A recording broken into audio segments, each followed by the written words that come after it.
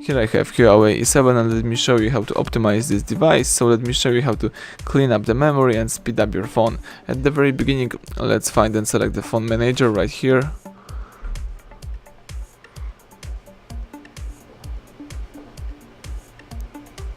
Let's wait a few seconds. Now you can choose optimize.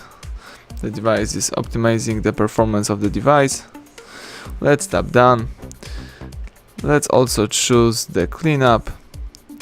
You can look for the memory that can be speed up, the cache files that can be moved to a trash and other stuff. Let's choose clean. Let me also tap finish right here, and that's it. So you just speed up your device by using the optimization and cleanup option. So thank you for watching. Please subscribe our channel and leave thumbs up under the video.